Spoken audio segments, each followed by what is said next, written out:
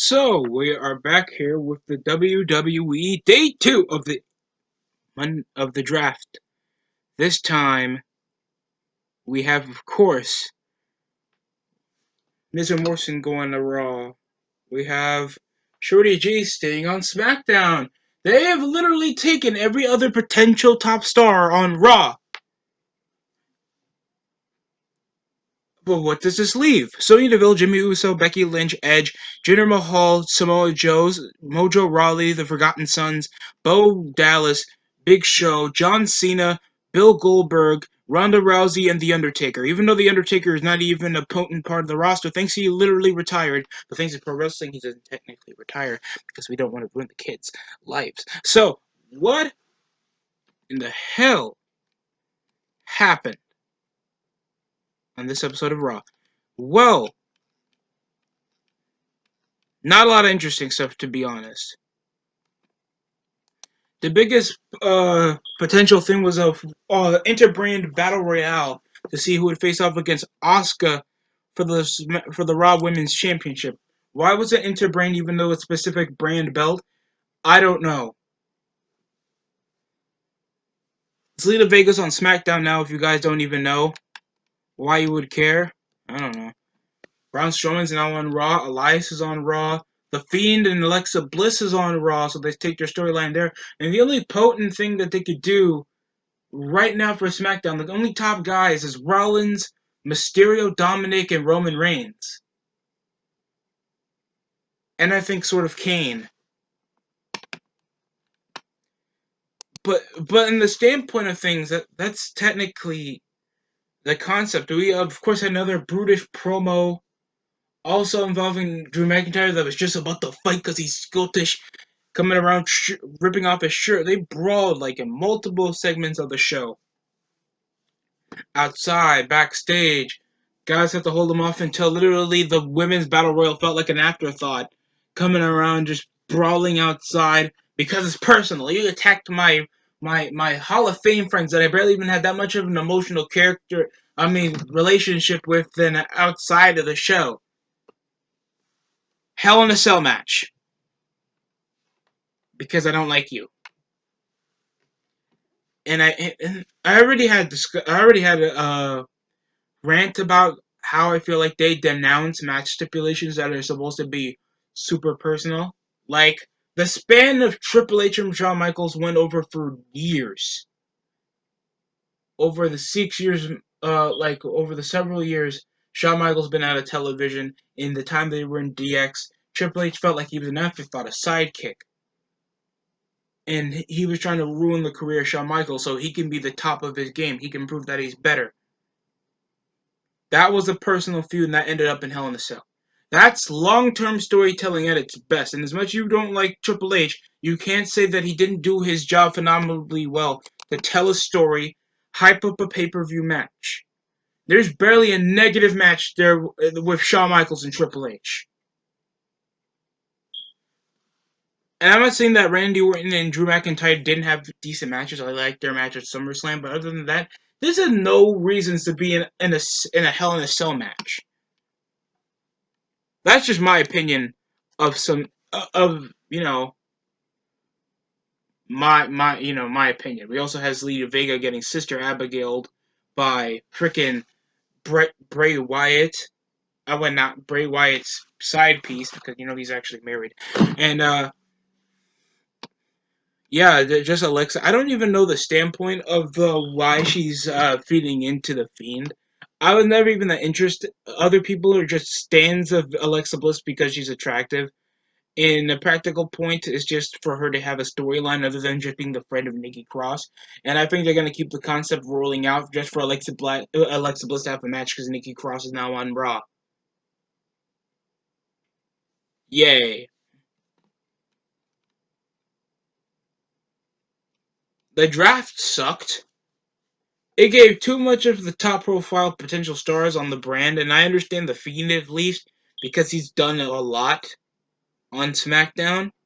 Braun Strowman has been irrelevant on SmackDown. Elias, though, he should be a top champion on SmackDown. I'm shocked that they put him on Raw. And over the standpoint of things, they made it even worse. They made Montez Ford and Angelo Dawkins the Street Profits with the New Day in a backstage segment earlier on saying, "We want the smoke," like the chant is really over, and they come around freaking just swapping belts. That's some like reboot Nitro stuff. Like they swapped belts after the Street Profits got drafted to SmackDown.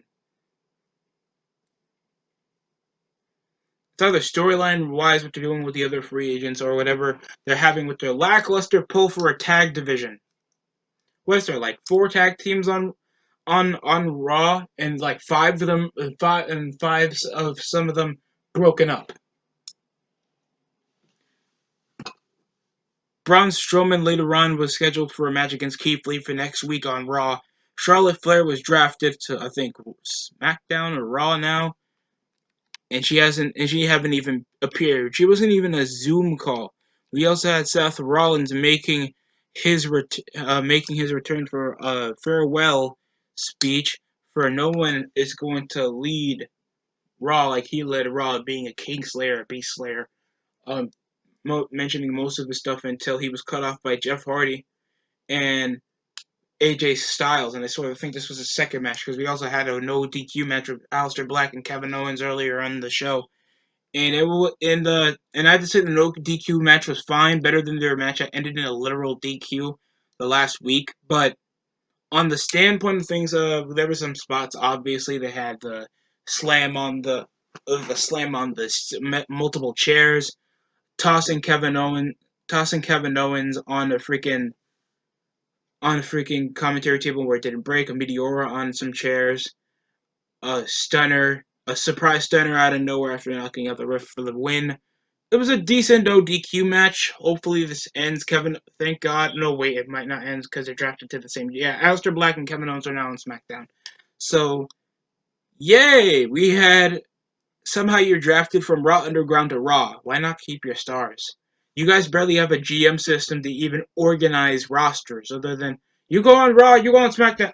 But we'll make another loophole to make Raw and SmackDown interesting, even though we're in the same setting. Like, come on, man. Like, when did we mess up our formatting to actually make a watchable show? Sure, the 2000s wasn't the Attitude Era, but at least gave a semblance of organization who's responsible for most of the roster and who could be the top guys. You don't even make the Universal Championship that prestigious. The only person that actually makes it feel important is now Roman Reigns. And that's a long amount of time to actually get a legitimate, competent champion that's actually on the active roster, and then tossing it to Brock Lesnar and Goldberg. Because it's obvious that Bray Wyatt can't draw. And Braun Strowman. So if you guys want to know some of the other guys that were drafted to Raw and SmackDown, I'm going to make this quick. Bayley goes to SmackDown. Matt Riddle goes to Raw. Street Profits head to SmackDown. Braun Strowman heads to Raw. Retribution. Like, that's the dumbest thing. I was complaining about this earlier around when I was watching the show. Why is Retribution drafted on Raw after causing so much private disturbance, especially after like trashing the training facility? And when I mean trashing, they broke a window and they destroyed someone's car. It wasn't Vince McMahon's car. It wasn't even Adam Pearce's car. It wasn't anybody important. They just destroyed a car because they're dangerous. Like somebody said that Retribution's badass. They're a bunch of washed up mid-carders in NXT with no semblance of a character. And now they have Mustafa Ali. Or some guy you know lost a fight nearby your school. Kevin Owens is back to SmackDown. Jeff Hardy is now on Raw. Oh my god, they are losing everybody. During the triple threat match, that was Jeff Hardy, AJ Styles, and Seth Rollins. It wasn't even for anything. I wish they did this to semblance draft picks like they did in the previous thing to actually earn a draft pick. But no, they did not. The match was going decent. Whisper in the wind, double, and it's like, they wouldn't do any. A 450 splash went to a missed counter. Uh, I think there was a 450 that got reversed. Swanton Bomb, but Styles pushed away for the cover. Rollins pushed away. I think Styles. No, I think it's the other way around. But they pushed. somebody for the Hardy for the cover. Styles pushed Hardy out the way for the cover. Nearly got the win. I don't really care about the match. It ends off Elias attacking Jeff Hardy with a guitar because of the car incident from earlier in July when Elias got ran over allegedly from Jeff Hardy after being intoxicated. And after Elias was called out by I think Charlie Caruso, it was like, don't you remember you took me out of action? I like how Elias brought it up. Like, I know how much the man upstairs want to listen to the song of Elias, but a car won't take me that easily. Like, I love Elias and its constant ego. I miss that type of character on TV. And hopefully, Raw, he does better than he did on SmackDown. Like, he was in irrelevant feuds, like, really irrelevant feuds. And he comes up, and that's about it. I mean, at least it makes sense. And it involves Jeff Hardy. That makes sense over a storyline perspective. And obviously he wouldn't know, except he heard something about Jeff Hardy running him over. I mean, there was no other detail other than that because he hasn't been on SmackDown for quite a while. And if that's the only in any sort of information he got out of all that, makes sense. So that's good enough, I guess. Matt Riddle's on Raw. Sheamus is on Raw. Nikki Cross is on Raw. Ziggler and Rude are on SmackDown. Apollo's on SmackDown. Whoever Dabba Kai is because he's from Raw Underground and he's big means obviously they have a tiny bit of stock to him. If I mean a tiny bit of stock to him, probably they'll have him have a random match with Drew McIntyre where he's probably gonna lose. That's just my opinion on the matter.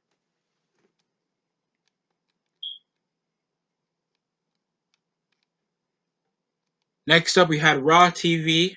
I mean, Miz TV with, of course, decent introductions, a decent reference. They call out of course, Mandy Rose and her ugly friend, Dana Brooke, over for an interview involving her current circumstances going into the Battle Royal, her past relationship with Sonya Deville, and of course, the explanation of trading away her on Raw to obviously get to Otis.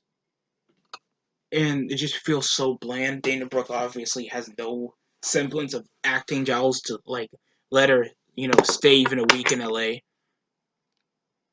Other than she has a decent figure. And it just felt so corny. Ending in the factor of Lana, Natalia coming in, consulting them, and then it ends up with a fight later on, and just so bland. And I don't really care. Other than Miz and Morrison were assaulted by Lars Sullivan, and then it just came out of nowhere earlier on. It's like, okay, Lars and Jeff are now in separate brands. Why would they have a match next week?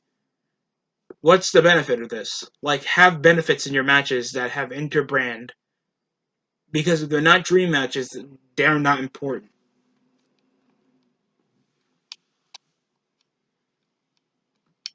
So we had a tag team match involving Dana Brooke and Mandy Rose against Natalia and Lana. We had a springboard arm drag that I liked. A couple Hurricane Ranas. We had an actual pretzel hold off freaking Lana, so that she actually had some offense in. So that means after Lana literally showed that she can do a wrestling move, that they would win. No, they didn't win. They weren't even freaking close, man. It ends with Senton off the shoulders of Mandy for the win after Mandy used the bicycle knee. So Lana got treated as a jobber again and then got walked up, and Natalia walked away from her. So that's the end of that tag team. And while we're on that boring adventure, we go to Angel Garza against Andrade.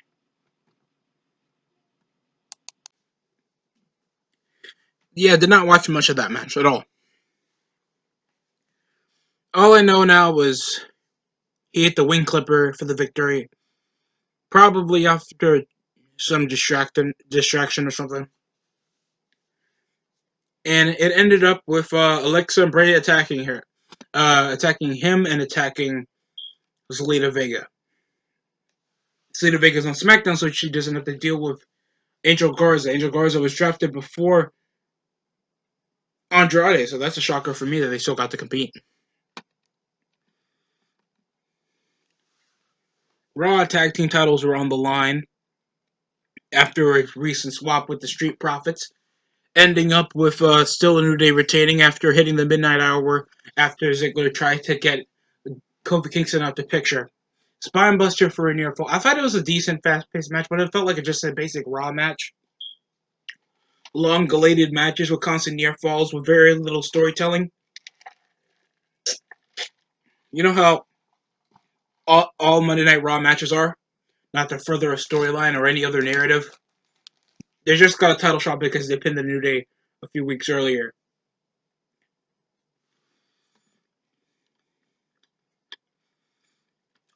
Well, this Friday they will have their little farewell match with, of course, Big E. Hopefully they do a swerve. Big E turns heel because these guys have been waiting a long time, but thanks to this has been like a really long time team. They might not pull that, just go the super sincere route. Next up, Ricochet makes a proposition to finally squash the beef that he has with the Hurt Business. Thinks Apollo's on SmackDown. He's the only guy that gets to deal with him. So they made a proposition: if he loses, he gets to join the Hurt Business. If he wins, they're done.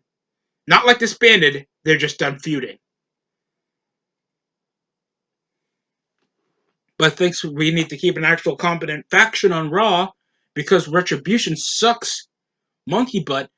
They'll make it exception and just like, let's just squash the feud here because if I lose to Lashley again, I'm gonna cry. The match was basic as it was. Simple for 50s. These guys actually sell the collisions when they both tried to hit each other other than the simple forearm. Simple tope. A countered. MVP trying to bring in a chair to the matter, and it ends up with Eddie Guerrero type when he slammed the canvas, feeling like he got hit with the chair, fell off and tossed it straight to Cedric. That's like vintage Eddie Guerrero stuff. And they made Ricochet pull it off. It was a clever finish. But it was done before, and it was done a bit better because Eddie Guerrero was over. But anticlimactic, Ricochet did run off away, so he's done with the Hurt Business. Even though the Hurt Business got nothing to gain for beating up Ricochet. We had our dual battle royal, but before we even get into that, we had a vignette involving Drew McIntyre still fighting with Randy Orton. They issued it will be a Hell in a Cell match. We didn't even get that much of the card distinguished. I don't think we have any tag title matches. Lana will face off against Asuka versus at Hell in a Cell. Oh, I'm sorry, I spoiled the pay-per-view. Like, you really care about Lana winning the Battle Royal? It was dismayed that Natalya eliminated Lana earlier on in the matchup, but I think she hit somewhere else, even though in women battle royals you usually don't go over the top rope. Shayna Baszler and Nia Jax kind of traded off, nearly betraying each other over the battle royal. Not that much surprise over majority of the match. So it was so they even eliminated Liv Morgan and Ruby Riott. At once that was Lacey Evans until after what looked like Natalya would be the last one left. Lana came out. So now it's going to be Lana against Asuka on pay-per-view. Let's end it up with Randy Orton and Drew McIntyre brawling. That's obviously going to get the fans back. So because no one cares about fucking Lana. So it ends with a brawl with Randy Orton, McIntyre with security, pulling them away, separating them for their matches that they will have like in 2 weeks. So we'll have more of this BS to actually push the narrative for this major feud. So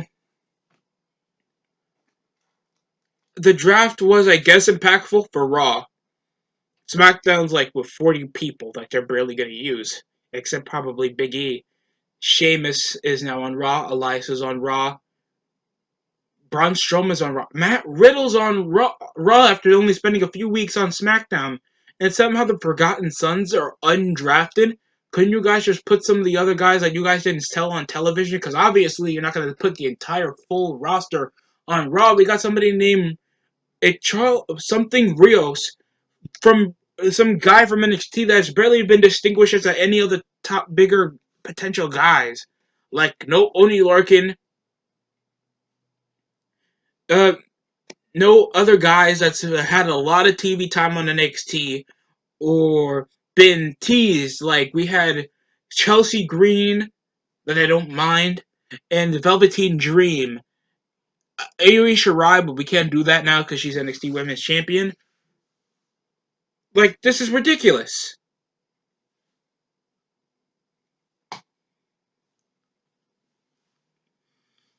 But we end off a 4 out of 10. We're in the premier new era. We're doing this because our ratings were sagging. And it's so mediocre. With a lack of stars, we even had much to benefit over the factor that Edge is injured, Ivar's injured. Why is Riddick Moss on the main roster? Why in the hell are some of the topper names on Raw because they can't get over on SmackDown? Like, what's the legitimacy tie now to SmackDown? Why should I care about watching SmackDown? I'm interested about the Jey Uso and the Roman Reigns storyline, but who is he gonna face? Thinks he's heel. Daniel Bryan probably. That's the only thing I feel like they're gonna shift to. Then that's it. Until they do another season premiere. Why do a season premiere? For that you have to be on a break or something. Raw and SmackDown are every week without any off season. So the season premiere means we're trying to make the show look different, even though it's not going to. The formatting's not going to change. No authority figures. No nothing. All there is just a roster change. By God, WWE's television shows like the Madden of professional wrestling.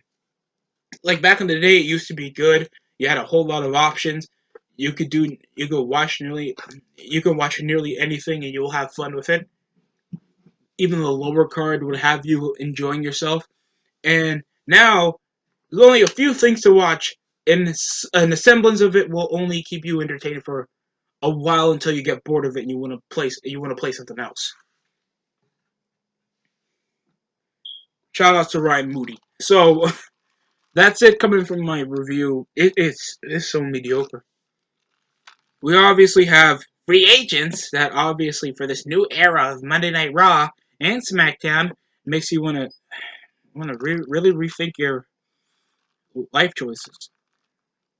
But that's it coming from me. How you feel about the draft and Monday Night Raw itself? We of course are done with the draft. We'll have free agents probably detailed. We of course have information about Eva Marie returning on WWE as well as Melina and Hell in a Cell is just a few weeks away. So until that, I thought of doing something a bit different.